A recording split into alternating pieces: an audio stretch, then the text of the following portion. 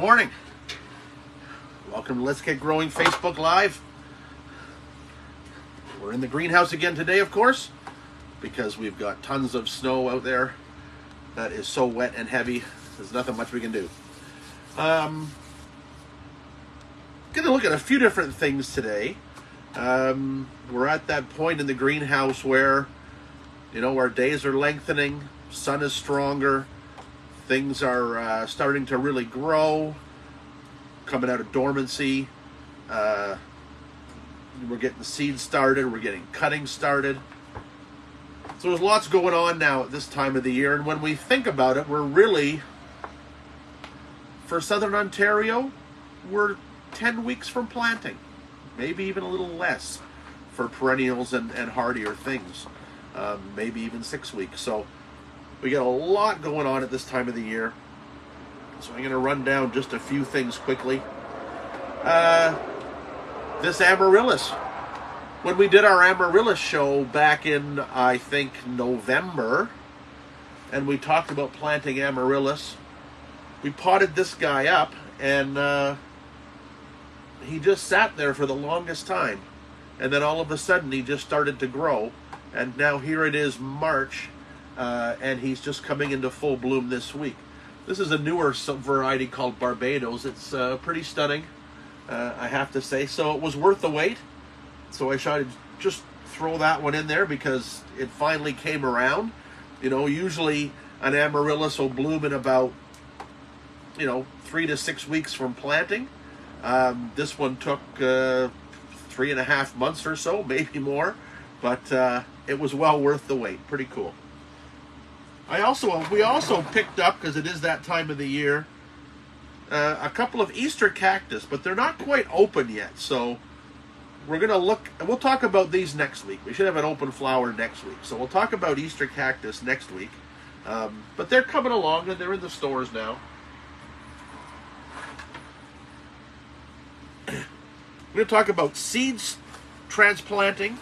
We'll get to that in a minute. I'm going to take a look at this other guy here first. We were at a garden center the other day. Yeah, that's pretty much what we do. And just happened to be walking by the Take Me Home and Love Me table. And they had some pots of this is a 3-gallon pot of Caucasian white lava, which is a stunning variety. And they had these big pots on. They were looking a little ratty. They had these pots on for $5. Now, the Take Me Home and Love Me tables of a garden center, you got to be careful. Sometimes by the time they hit that table, they're long past being savable or salvageable. But Caucasians, we have talked about them before. They're a tuber. So really what they had sitting around their greenhouse a bunch of these last year's 3-gallon pots that were just looking horrific because they had sort of gone semi-dormant.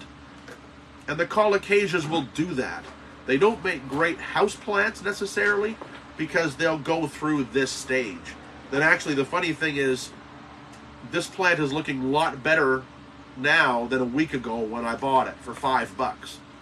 It would have been a $30 or $40 Caucasia, what the price was on it. Yeah, $40. Picked it up for $5. But I'm going to show you what a great value it is. So it's a big plant. You could leave it together, repot it, clean it up, give it some fresh soil. But watch as I pull it out. You can see that there's a lot of old dead roots on here. That was last year. But you can see that the tubers are coming back to life already. Look at the new root growth that's probably happened within the last week. So we can go in there, get rid of some of this old soil. And here we go. We're looking at one of the side tubers. But again, the new little baby on the side, the little pup there, is already putting out tons of new growth. There is a leaf on the old shoot. So what I usually do with these is I'll go in and I'll pull off all that old leaf base, clean that right up. And if I do that, and I do it carefully, in this case, we'll actually see that even from the older tuber, already we have got 1, 2, 3 new baby shoots happening off the tuber. The tuber is still as firm as anything, nothing wrong with it. So we can just take that tuber now, I'll leave that little baby attached, and we can just pot that up for this year, and it'll be a huge plant this year. Now, leaf is dead, leaf's in bad shape. I'll go back a little bit, I'll just clean those up, and I'm going to pot that up right there. So there's one. Here's another. Same thing. Just starting to get some new root growth on it. Look at that. But the plant looks a bit ratty until you get rid of all the old leaf bases. Clean them up a little bit.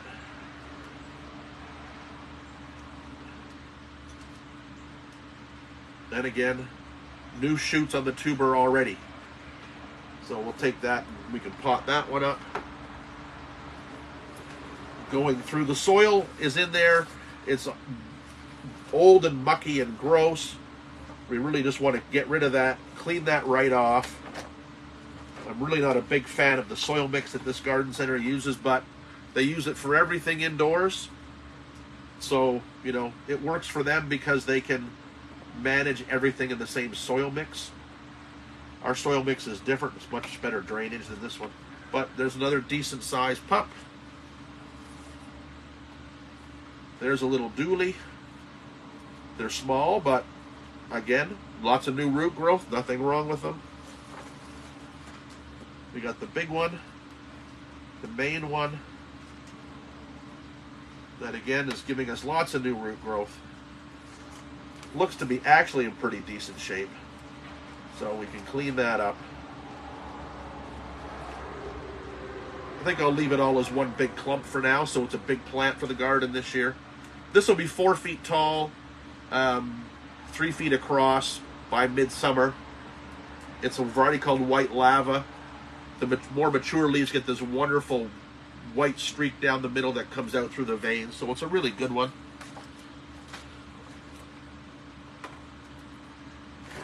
Here's one more big one. Like I say, I'm going to get rid of this soil that I don't like that's on it. We'll peel off some of that bad stuff. And again, even this one here is sending out some new roots now too. You can see right around the top of the tuber here.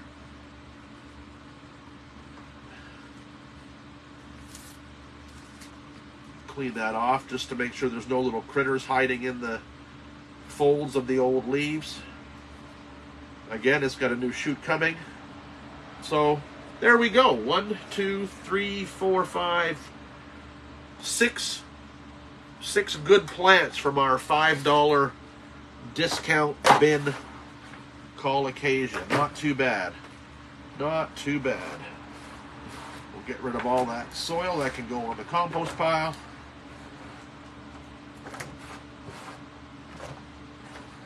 All these old soils that we end up with when we're doing stuff like this, even when we're doing seedling transplanting and we're finished with the seed tray, we save all that up and it goes into our outside containers for the summer. There's no sense wasting it. There's really nothing wrong with it. We'll mix that in. We keep the leaf debris and stuff out of it. That goes in the compost pile. But we'll reuse that soil to help fill a lot of our big containers where we can mix it in with our more well-drained soil and stuff. So we never let it go to waste. All right. Seed transplanting. A few weeks ago, too much there. A few weeks ago, we did some seeding, and we did some onions. When was that? That was January the 30th. So what's that? We're a month out now, I guess, or more or less. There's our 5-week-old onions there, desperately in need of transplanting. We probably should have done it already. But with onions, are kind of a funny thing. You could actually, if they're well spaced in the seed pot, you could just leave them in there and transplant them right out into the garden later. What I would do with them is give them a bit of a haircut. That'll help keep the seedlings stocky. And there you got some green onions for your salad. No problem. But if you want to transplant them, get them going on starting to produce their bulbs, then we're going to transplant a few out into a bigger tray so they get a bit more space to grow and start to get a little bit bigger. You can see they're not overly rooted, but they've all got some roots on them. Now, the thing about onions is that they're a monocot. And what that means is that they have one seed leaf. So everything above the ground on a monocot is a leaf. So we're going to take one seedling out of here. And you want to be careful. Break up your soil mix a bit. You know, try and get as much of that root as you can. So with this onion, we've got our seed leaf that grew and our first true leaf already. So we want to get those spread out a little bit so they start putting some size on while they're indoors still. So, like always, you dibble a hole. You never jam things into the soil. We've got our long root here. You can see close up there, if you see it, that's little bulb is actually starting to form there. So we've dibbled a deep hole. We're going to put that root and let that root sort of work its way down in the hole. We can very gently help it if we need to. Keep it roughly at about the same height as it was in the pot. And then we're going to go for another one. So we'll find another one here. Again, they've got a lot of growth on them. So we're going to get those roots down into their hole that I made. Very gently just help them in a little bit. Firm the soil around them. We'll get another one here. It's a good time. You can go through any of the seedlings that are weak and kind of crappy. You can just toss at this point. But when you've got good strong seedlings, transplant. Look at how long that root is. That root is as long as the shoot stems are. So we'll gently work that into, whoops, that's going to be a little tricky. Make a bit bigger hole. Gently work that root in. Doesn't want to go. There we go. All right. So then we can just continue along and fill that pot with these. But again, when we're finished with the onions, we're going to take those shoots and we're just going to trim the seedlings back a bit because they're a bit long and rangy. You don't have to worry about doing that because those leaves are not going to grow anymore anyway now.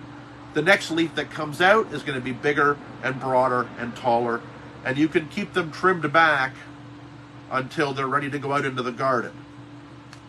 With the onions, when is that? Even if you look outside today, you wouldn't think it, but we would be shooting for the first week of April to get these out into the ground. We'll get them transplanted now. They'll live in the greenhouse for a couple of weeks longer till they've got some root going, till they've got grown a little bit. Then we'll put them out into the cold frame where we'll start hardening them off to colder weather, and then they'll be ready to plant in the garden in April. We do get a lot of stuff done in April in the vegetable garden. Onions, leeks, lettuces, Swiss chards. You can do early bok choys, things like that. There's a lot of stuff you can do in the vegetable garden in April. So don't think you have to wait till the 24th of May to get your vegetable garden going. We'll talk about that when we are outside of the vegetable garden. We'll talk more about that, but vegetable gardening starts as soon as you can work the soil. Yes. Is there a question? A couple of questions. Yeah. If the root is really long, can you trim it on those If the root's really seedlings? long, you 100% can trim a root. A root is no different than a leafy stem. If it's really, really long, trim a bit off. That will make the root branch, and it will actually do a good thing, just like as if you were trimming back foliage. So that last one there, we could have easily trimmed that root back a bit. Let's see if we can find another one here that we could just demonstrate on. See if we've got one that's got a really long root on it. And of course that one doesn't. But yeah, you can do that. I'm not going to find one with a long root on it now. No, anyway. Yes, absolutely. And is it too late to start onion seeds? No, it's not too late at all. They are certainly one crop we like to get going early to get them bulked up before they hit the ground. That way we're actually harvesting onions. The younger ones, we harvest them early summer on. You know, they're not just a crop that we put in the ground and leave till the fall. We'll plant them close, and then as they grow, we'll thin the smaller ones out and eat those, and then let the other ones have a bit more space to grow on, and then we do our big fall harvest. So definitely sow them now. We just got our leek seed in a bit late, so our leek seed is just germinated. It is a bit later than we would normally do it, but you know what? It's still going to be fine. They may not be grocery store thickness, but ours never are, but they still taste as good. So don't worry about it. You're not too late for sure. And can they be sown in an old juice bottle greenhouse? So the juice bottle greenhouse sort of thing kind of goes a bit with that, the winter sowing. And yeah, you can do that. I would keep my onions indoors because they are a bit of a long season plant. So, you know, if you wait for them to germinate doing the winter sowing method, they may not germinate until May. And then you're going to be hard pressed to get good onions for the end of the season. The season just might not be long enough to get good size onions. You'll get lots of small ones. You're just not going to get good big onions that you would be used to. So could you do them indoors, sort of using the juice jug method? Absolutely. But do them indoors. Have your onions started. Let them get a head start. Like I said, if they start to get out of control in the house, you just trim them back and keep them trimmed back. They're still there. They're still making more leaves. They're still making a bigger bulb. It's okay. Just keep them trimmed back so they're not out of control like these guys are at the moment. All right, other things from seed. So that was a monocot, so seed handling is slightly different. When we're doing things that have two seed leaves, and I'm going to do a couple of different things, like this geranium, hardy geranium. We looked at this, we did this same variety a couple of different ways. Last week we showed the seedling that came out of the envelope method. These ones were done a little bit different method. These ones, the seed was soaked for, I don't know, about 48 hours. Softens the seed coat up really well with hardy geraniums. Speeds up germination quite a bit. And then in the pack here we got, I don't know, 1, 2, 3, 4, 5 or 6 seedlings are up now. More are just germinating, so I want to keep the seed pot going, but I want to get these seedlings out and transplanted. So they're almost a bit bigger than I would have liked, but when you try to do stuff like this on Sundays, sometimes they get overgrown between. So actually I've got 2 seedlings here. So I'm going to go in and I'm going to dig these up. So I'm just going to try to disturb the seed pot as little as possible. I'm going to grab the seedlings by the leaves. Now I'll show you what I mean. So I'm going to hold them up here. These geraniums grow from a crown at soil level. So everything that's above ground level right now is actually just a petiole, or the stem the leaf is on. And I actually had two seedlings here. We got this little guy right here and the big guy. So we're showing you the big guy. So with this perennial, you've got your root system here. Right here, you have your crown. This is the stem, this part here. All this is just petioles, or what the leaves are attached to. So we can grab these seedlings by the petioles here, no problem. Other seedlings, you've got to be careful. If we were to pinch this and this leaf died, the crown is going to make new plants, new leaves, so it's no worries. So we've got our pot here, 3.5-inch pot with our mix in it. Again, we dibble. We set this in. We firm it in.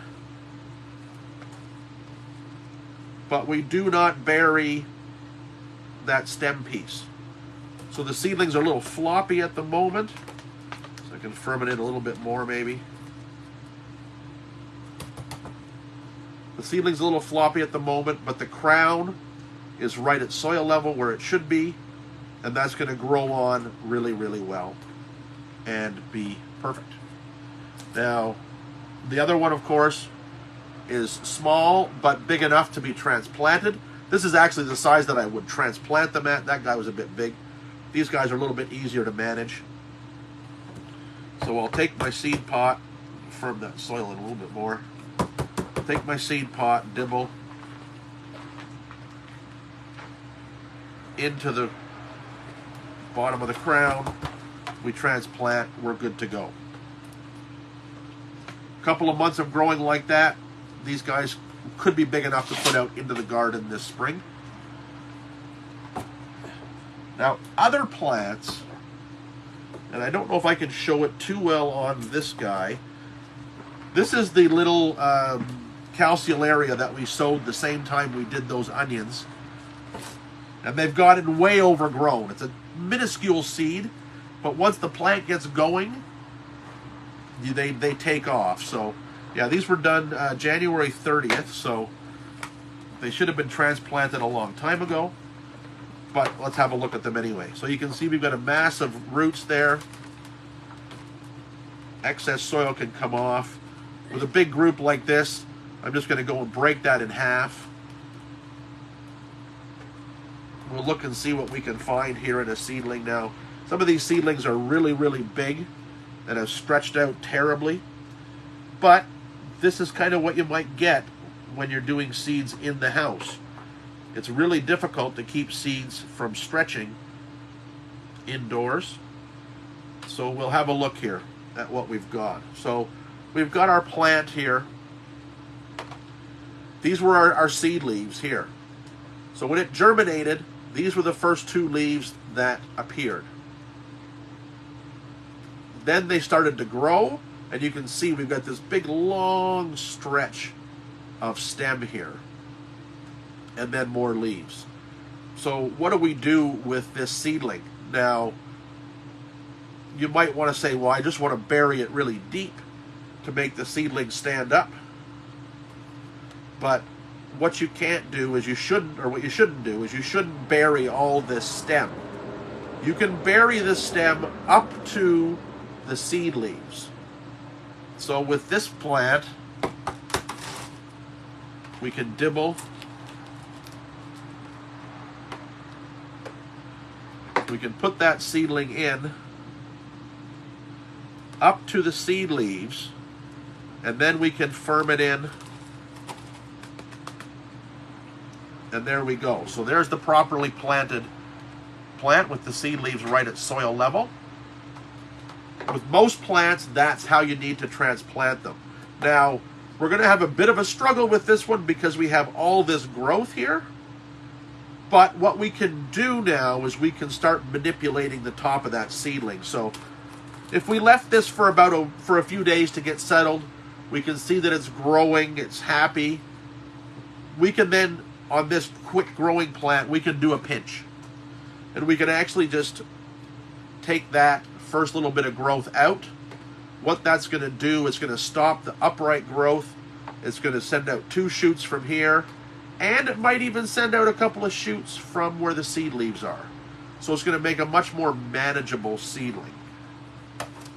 Otherwise, if you're doing this kind of stuff, go through your seedlings and look through what you've got. So in this case, we've got all these big seedlings here, these really tall ones. But if you look through the pile, we've actually got a lot that are a much more manageable size.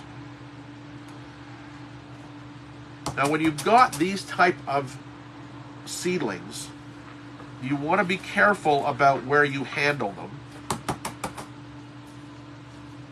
On this seedling here, the seed leaves are right here, about half the size up. So we can bury the stem up to those seed leaves, no problem. We don't want to bury them deeper, but what you need to know about this, and this goes for things like peppers and tomatoes, are 2 of our good examples, and we'll look at those later. But when you have a seedling that has this structure, you never want to pick them up by the stem. Even if you think you don't have a very strong grip on them, if you pinch this bit of stem below the seed leaves, you stop water uptake from the roots, and you can then kill the seedling very, very quickly. So you want to find the seedlings. Again, we've got lots of little ones in there, but I'll go for sort of a medium-sized one. So notice I'm picking it up by a leaf. And I always pick them up by a leaf, because if a leaf breaks off, I got another leaf, and I can still pick up the seedling and it's not damaged. So we never grab by the stem, we never pinch the stem, and we do not bury above the seed leaves. So we'll dibble that in up to the seed leaves. We bury that seedling, and there we go. We got a perfectly transplanted seedling ready to grow on and be a happy plant for the summer. Now, if I'm doing seed with seeds that are really big, I will often do them individually, like I've done with these guys. This guy is Ipomea carnea. It is a shrubby morning glory. Yeah, it's a very cool plant. Shrubby morning glory. I've done them from seed in individual cells, so each one will be its own little plant already. So they can live in these cell packs for a little while longer. They're not quite ready to transplant yet. You can see they've got their seed leaves, which are quite big. They've got their first true leaf coming out here. But because they're not going to get tangled in each other, I don't have roots coming out the bottom of the cell yet. I'm going to leave them in here for a little bit longer until they mature a little bit more, and then they'll go to individual pots. Sometimes they don't like to get rid of their shell. Well, that's fine. There was a bit of a leaf tangled up in there, but doesn't matter. We're not damaging the stem. Taking a piece of leaf off will never hurt a plant. So don't ever worry about that. You just never want to press the stem. All right, so there's our first little lesson in seed transplanting. Do I have any more questions kicking around there, Laura? Yes. So, first question is, Paula would like to know when she should take her amaryllis bulbs out of the cold cellar for blooming. So are your amaryllis still sitting in the cold cellar at the moment? Is that what's yes. happening? If that's the case, well, I'd bring them out now. I'd be surprised if they're ready to grow and ready to bloom. I would think by this time of the year there would be a bud starting to form there, and might even start to grow a little bit. Amaryllis bloom sort of at the end of the dry season, where they are come from originally. So they send up their flowers at the end of the dry season, just as the rains are coming. They bloom, they set their seed, the seed falls to the ground in the rainy season, seed germinates, bulbs grow. So you might see, even if you're keeping them dry, some flower bud initiation. I would think we're March now. I would think by now, if you're not seeing flower bud initiation, they may not bloom this year. But it's probably time to think about getting them out, get them started, give them a good long growing season with lots of moisture, regular feedings from now until September, October. Get those bulbs strengthened up so they will be strong enough to form a flower stalk.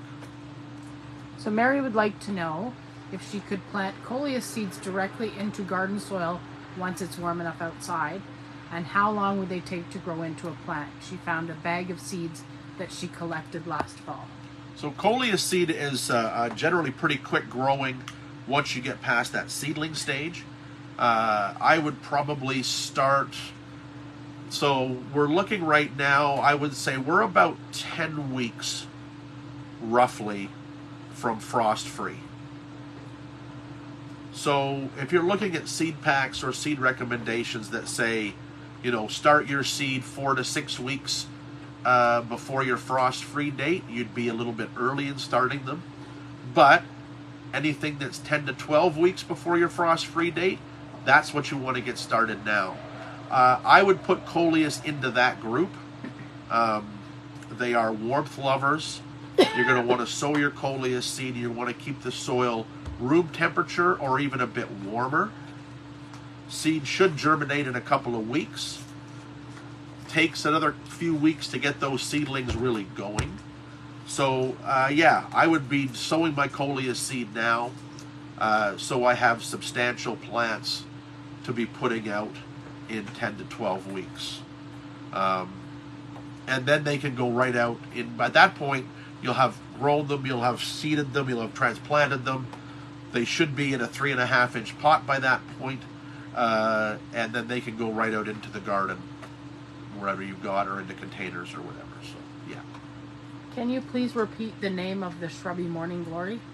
Okay, so this is Epomea carnea, Carnea, carnea, and it actually is. It's a rangy shrub. It is a morning glory. It does not have the same twining stems, but the flowers are exactly the same, and they come in clusters. It's actually a stunning plant.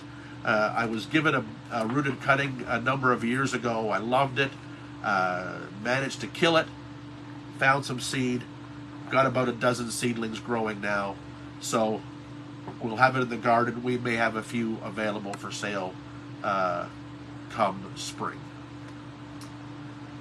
Do we have any more questions? Yes. Okay. Sophie has sweet pea seedlings that are now 6 inches tall.